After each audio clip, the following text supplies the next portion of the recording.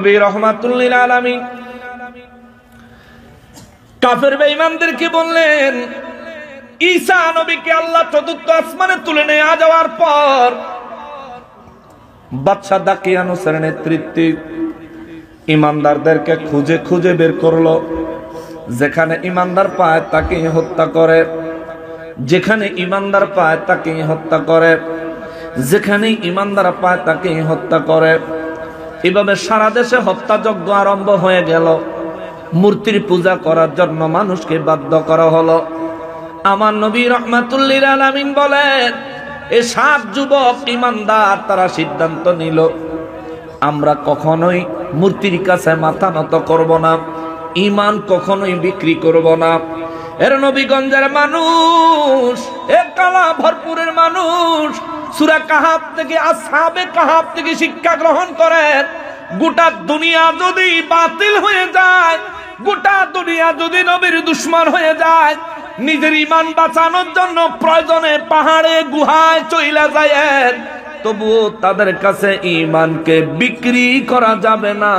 কত বলেন ঠিক কিনা?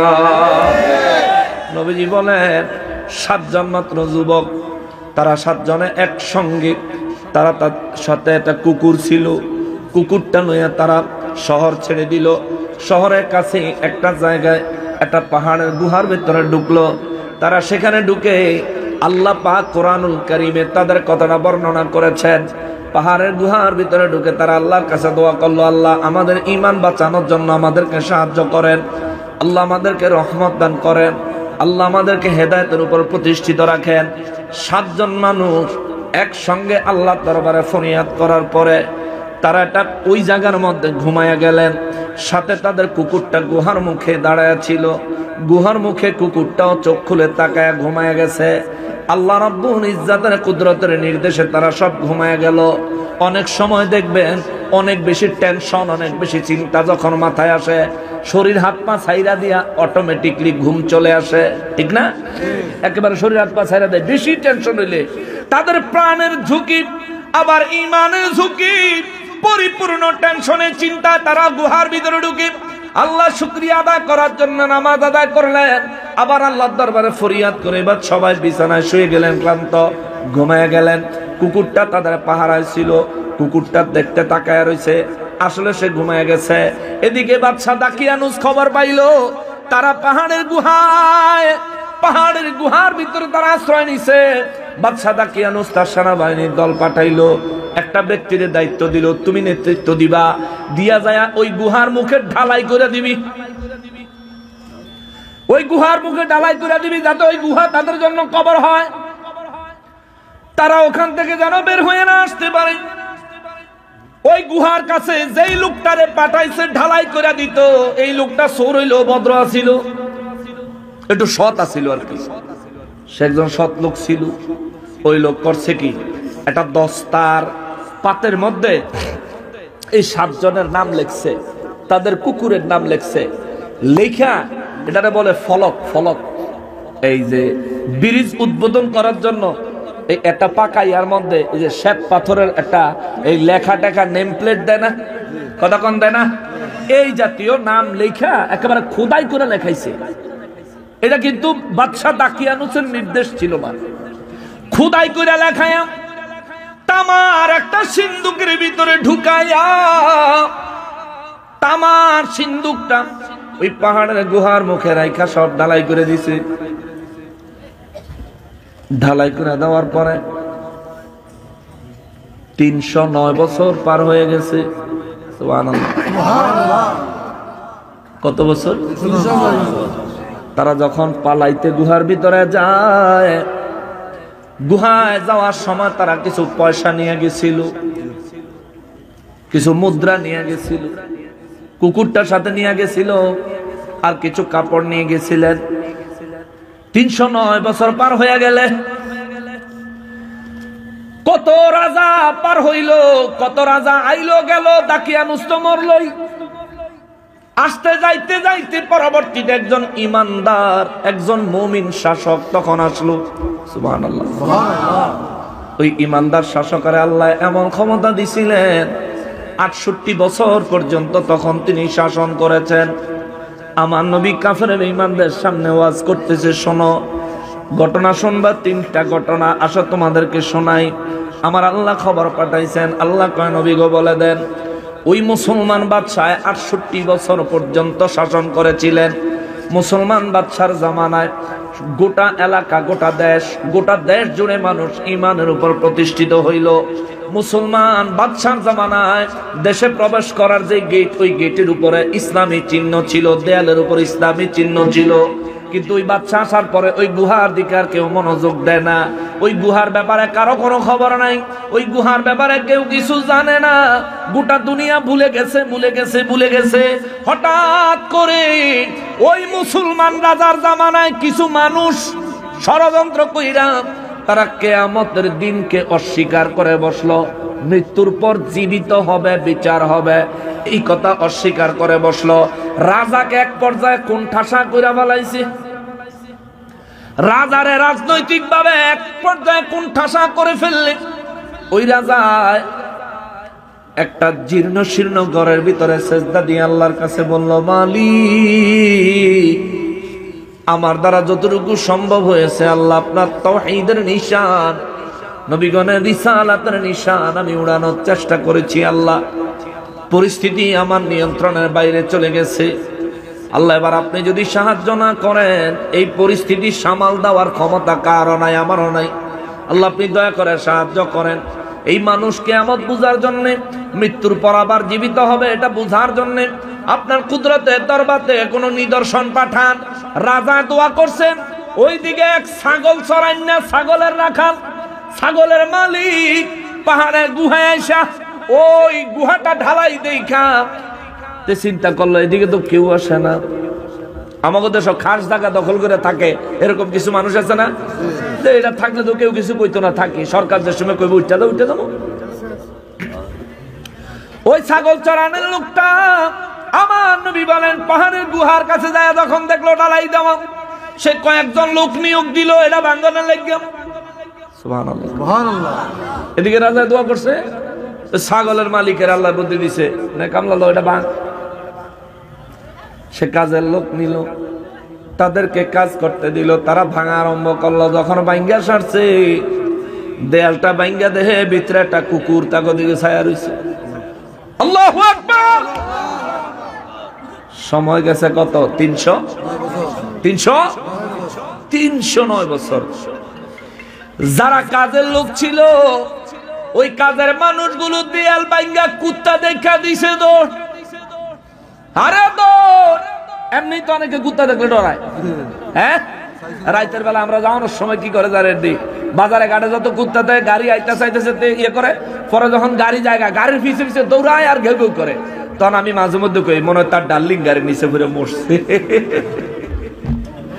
মাঝে মধ্যে কই আর কুকুর দেখলে তো এমন ভয় লাগে। কয়েকটা কুকুর অনেক সময় মানুষের উপর হামলা করে, অবশ্যই পাগলা কুকুর হইলে। এখন এই কাজের লোকেরা চিন্তা করে, আরে এই যে দেয়াল বাংলাম, দেয়ালের পিছন দিয়ে আইনের কোনো জায়গা নাই, এটার ভিতরে কোথায় লুকুচ্ছি কে আর কাম করবা? হাতুরা মাতুরা হালাই হাতুয়া দিছে তো বাঘছে। ওই ছাগলের মালিকের তেনে পারিশ্রমিক নিতেও আসে নাই, আর আইই নাই, গেছে। এর মধ্যে আমার রব্বুল ইজ্জত দয়া করে ওই 7 জন যুবকের ঘুম ভাঙায়া দিছেন। জোরে কর সুবহানাল্লাহ, আরো জোরে সুবহানাল্লাহ। কত বছর পরে? 309 বছর।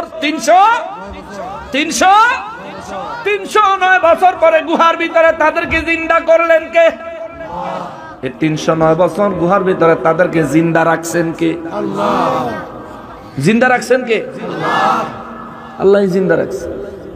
আসহাবে কাহাফ গুহার ভিতরে 309 বছর জীবিত ছিলেন। 309 বছর পরে তারা জাগলেন। জায়গা ইয়ামলিখারে কয়, ইয়ামলিখারে বাজারে যাও, রুটি আনো। তারা ঘুমের থেকে উঠা আগে নামাজ পড়ছেন, দোয়া করছেন।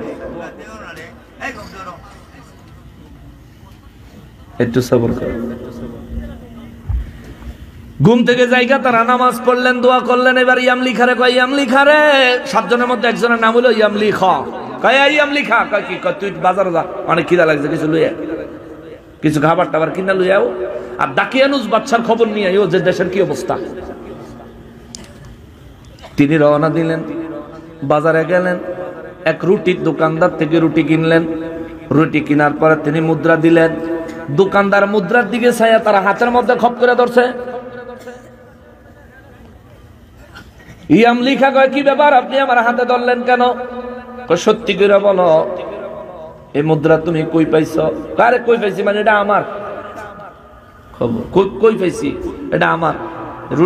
রুটি বেচবানি কও, বেচলে লয়ে যায়, না বেচলে তোমার রুটি তুমি রাখো, আমি পয়সা লইয়া জায়গা।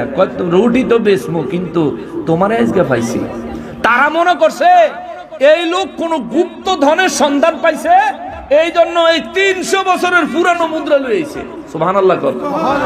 দোকানদারে কয়, তুমি সত্যি করে কইবা না তোমার নগর শাসকের কাছে লয়ে যাবো, ডিসি সাহেবের কাছে লয়ে যাবো। এমনকার হলো ডিসি, হ্যাঁ, ডিস্ট্রিক্ট কমান্ডার,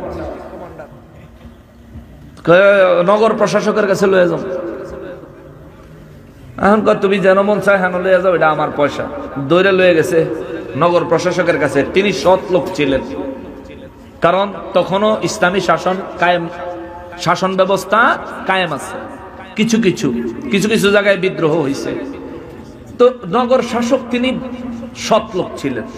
নবী বলেন, তার কাছে যাওয়ার পরে তিনি জিজ্ঞেস করলেন, সত্যি করে বলো এই মুদ্রা কই পাইছো? কয়, মুদ্রা আমি পাইছি, এটা আমার। নগর শাসক কয়, তুমি কি খামখেয়ালি পাইছো নি? তুমি জানো এই মুদ্রা কবের?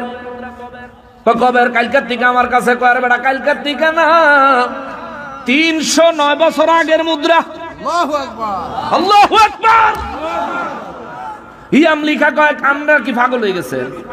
হ্যাঁ, 309 বছর এডি আবার কি কর? কালকে ঘুমাইলাম মাত্র, কালকে ঘুমাই আজকে উঠছি, উল্টা মুদ্রা লয়ে এসে বাজার করতাম।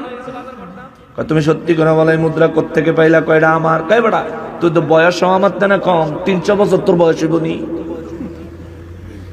নগর শাসক কয়, 300 বছর তো তোর বয়স হইতো না, তুমি বয়সে অত আমার থেকে ছোট, আমি তো বুড়া, তোমার থেকে বয়স্ক, আমিও তো আমার জীবনে আমার পূর্বপুরুষ, আমার বাপে, আমার দাদা, তার দাদাও তো এই মুদ্রা দেয় নাই। ইয়ামলিখা কয়, আচ্ছা এত খবর কইেন পরে, আমার আগে একটু বলেন বাদশা দাকিয়ানুসের খবর কি? ইয়ামলিখা কয়, আগে বলেন বাদশা দাকিয়ানুসের খবর কি? দাকিয়ানুস? দাকিয়ানুস আবার কেডা? কয়, বাদশা দাকিয়ানুস।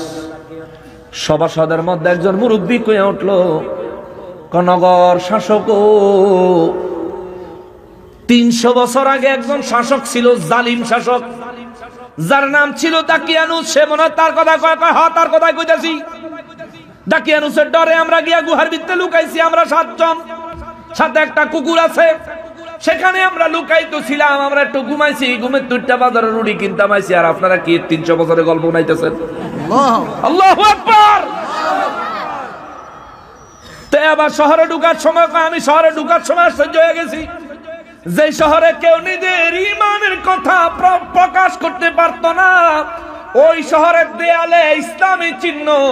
ওই শহরে মানুষ কোন কাজ করার আগে ঈসা নবীর উপর কসম করে, আল্লাহর দ্বীনের উপর, আল্লাহর উপর কসম করে করে মানুষ কথা বলে। আমি তো দেখে আশ্চর্য হয়ে গেছি, চিন্তা করলাম এক রাতের ভিতরে, একদিনের ভিতরে আবার কি হইল? দেশের অবস্থা কি পাল্টায় গেল নাকি? কয়, বাদশা দাকিয়ানুস 300 বছর আগের কথা। এই ইয়ামলিখা কয়, যদি 300 বছর আগের কথা হয় মাথায় কিছু ঢুকে না। তবে শোনেন, আমরা 7 জন মানুষ গুহার ভিতরে লুকাইছিলাম এই জালিম বাদশার ভয়ে। এটা আমাদের নিজেদের মুদ্রা। আপনারা চাইলে আমি আমার সাথীদের সাথে আপনাদের দেখা করায় দিতে পারি। আল্লাহু আকবার। নগর শাসক কয়, দেখমু, চলো যাই। দল বল বাইন্দা যখন গুহার দিকে রওনা দিছে, গুহার ভিতরে বাকি 6 জনে কয়, কাম সারা। বাদশা দাকিয়ানুস আইতাছে, সৈন্য লইয়া ইয়ামলিখায় মনে ধরা পড়ছে। আয় হায়, 6 জনে তো ভয়ে ভিতরে কাতর, আল্লাহর দরবারে সাহায্য চায়, মালিক রক্ষা করো, রক্ষা করো, রক্ষা করো, রক্ষা করো। 6 জনে মিল্লা দোয়া করতেছে। ইয়ামলিখায় গুহার গেটে আসছে।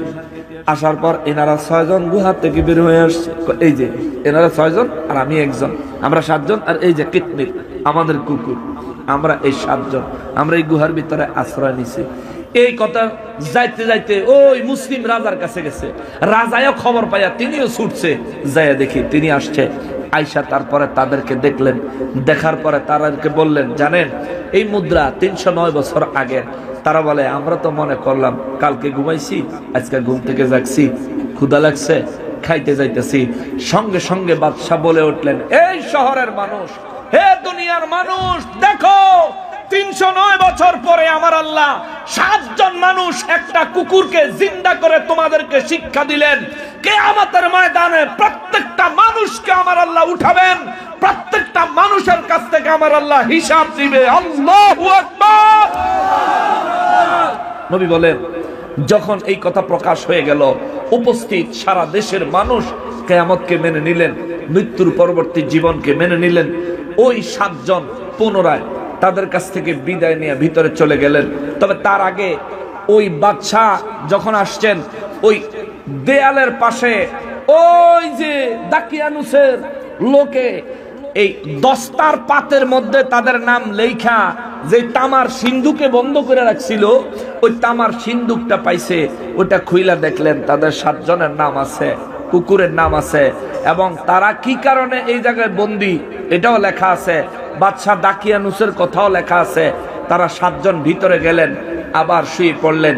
সেখানেই তাদের আল্লাহ তাআলা ইন্তেকাল দিয়ে দিলেন। ইন্না লিল্লাহি ওয়া ইন্না ইলাইহি রাজিউন। ইন্তেকাল করার পরে তখনকার মুসলিম বাদশা শাল কাটছিলেননি, শাল কাট,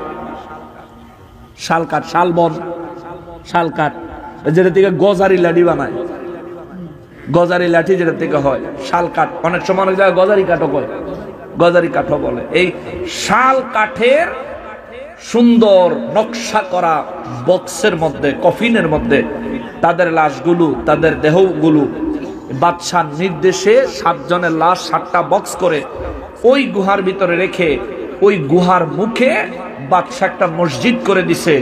ওই দিনটাকে মুসলিম উম্মার ঈদের দিন ঘোষণা করে দিয়েছে। সুবহানাল্লাহ। খেয়াল করবেন, মুসলিম উম্মার ঈদের দিন ঘোষণা করে দিয়েছে। নবী বলেন, ওই 7 জন যুবকের এই ঘটনার কথাই তোমাদের নাজার ইবনে আরাস, ওই ইহুদি আলেম তোমারে শিখাইয়া দিছে। জোরে কোন আল্লাহু আকবার।